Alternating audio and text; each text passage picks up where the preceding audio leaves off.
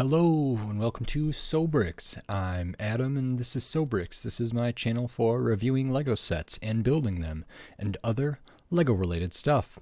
In this video, I'm going to be taking a look at the Lego Ideas gift with purchase. I think it's called the Vintage Car. This is set number 40448. It has 189 pieces and it's hard to quantify what I paid for this. I would say I paid roughly $20, but I actually paid less than that because I bought this in a lot and it came with 4 poly bags, 2 of the train that are duplicates, two city ones, which aren't like crazy poly bags, but I did get the 4 of these plus this, and my bid was $19.99, and then a little bit of shipping. So if those are $5 a piece or $4 a piece, my effective cost of this is less than $20. I think that's roughly what they go for this set. $20, $25 plus some shipping potentially, maybe sometimes more than that. But this is a set that I was not able to get when it was a gift with purchase. I think it was in 2021.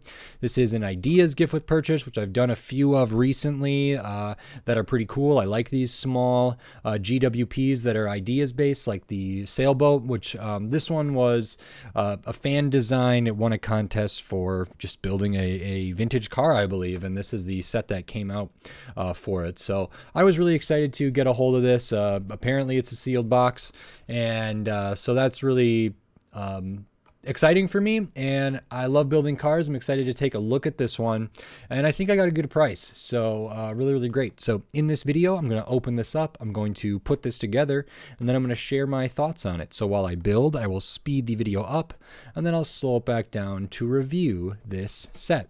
So until then, enjoy. Okay, so while we look at the build for this Lego gift with purchase Lego Ideas vintage car set, I just wanted to say thanks for watching. I really appreciate all the engagement and comments and likes and watches and views and all that stuff. So thank you very much. And then I just wanted to remind you that if you don't already do it, make sure to subscribe to my channel so you can stay up to date on all the Lego videos I'll be doing here in the future. And if you like this video, maybe click the thumbs up and give it a like. I appreciate it a lot. It helps my channel grow, helps me out. So thank you very much. I'm just very grateful, feeling very thankful. So thank you. And with all that, we can go back to the build for this Lego Ideas gift with purchase vintage car set, and then on to my review for this set.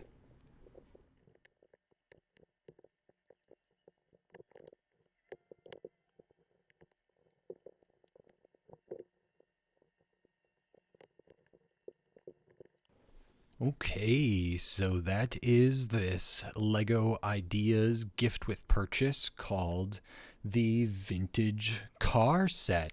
This is great. It's about what I expected it to be. There's some pretty interesting stuff in here. I was pretty surprised by some of the techniques that were used.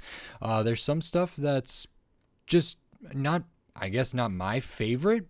As far as the connection points go, there's maybe some somewhat iffy ones, but I would say the build for that reason is somewhat advanced. There's some really cool uses of parts here, and the final model looks really great. So that's very nice. I've been liking these Ideas gift with purchases, kind of the smaller ones of fan submitted things, and this definitely fits in with some of the other ones I've looked at, and this is really cool. I'm actually a little bit surprised it's a 12 plus set.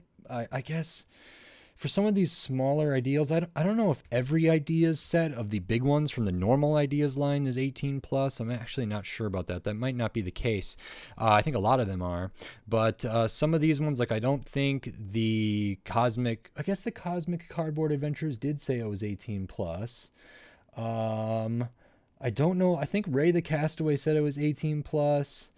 I think the sailboat was 10 or something like that. Well, this is 12 either way. So that's kind of interesting, but there's some stuff to look at here. So the first thing we'll take a look at is the minifigures. You get 2 minifigures in here, and they're pretty good. I would consider them kind of like city minifigures, which are usually so-so, but useful nonetheless.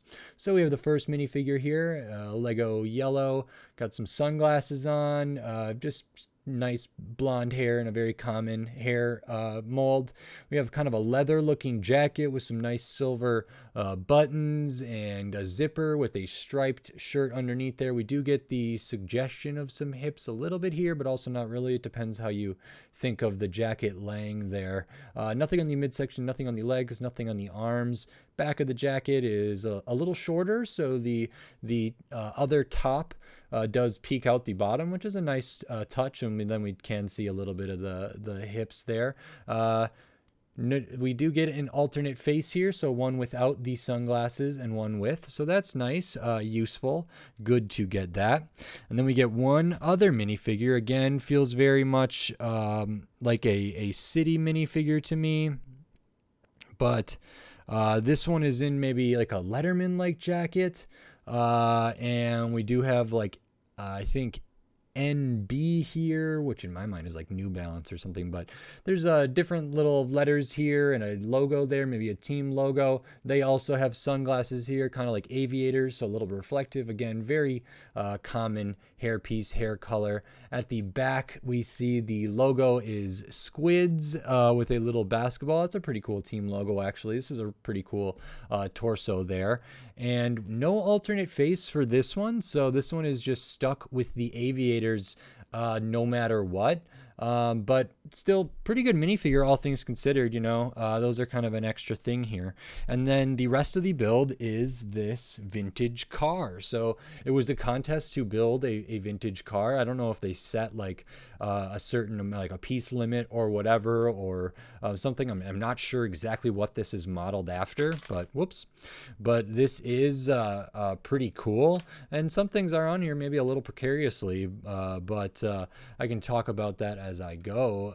Overall, I think this is really great. This is 6 studs wide, I believe, so it fit, you know, most city style stuff. It is, I think, a good bit longer than a lot of city vehicles that are like 6 wide that would be like a 2-seater like this. So, and even like I'm thinking of like the $10 boxes of city vehicles are small, and in some bigger city vehicles that aren't like trucks or vans or different things, I'm thinking like kind of cars like this, a convertible like this. I usually see them shorter, so this one feels a little bit longer to me, but that's okay. We can see the bottom here, so we can see it doesn't use like a normal chassis or anything like that. You kind of build it up your own. You start with the long plate and these couple 1x3s at the end and start building on top of it. And then we have the wheels here, which are on pretty standard city axle type pieces there, and that's pretty good. If we look at the front, we do have a sticker here. There's a license plate, and so there's 2 stickers. There's one on the front there and one on the back. Overall, I think the shaping is really, really good for this. I love what they did around the front, using this kind of fender piece for kind of the grill area there, using, I think, a minifigure ice skate piece for the hood ornament. Got some translucent for some lights there, but just to show a little bit what I mean on the side here, I think these are supposed to be like on the recent Icons Corvette a little bit, like some of the detailing or indent in the door. They use like minifigure surfboards here, is what I would call those pieces, and they're on here just on 2 studs here, and because of the fender and different stuff around, they're just when I'm handling this a little bit aggressively, they have tended to fall off, but that's not too bad, and it looks nice when they're on there. But this whole sub-assembly with the license plate here is not too complex, but it ends up looking very nice. But that's just studded on a little bit here. The whole sub-assembly above that is only studded on to like the back, like at one little place here. There's some stuff at the rear that is also studded on a little bit interestingly. So if I pop off this slope, we can see this gives a lot of shaping to the back. This whole bit is only studded on this snot brick, and this whole bit is a sub-assembly that you build and turn upside down, is again only studded on one stud on that bracket there. So not the easiest of techniques for those things. Could be maybe a little challenging for some people. I thought it was really refreshing. I liked those techniques. I think the effect that they give is really, really nice to get the curves around here. I like when I see some upside down building for different things. So that's really nice. So now that we're taking a look at the back, we can see that like this slope is kind of upside down here, and some stuff using these same kind of tooth-like pieces there. Have some translucent red for the lights. Maybe the indication of a trunk here, but no real trunk, although there is kind of a I wonder if I can get this out easily.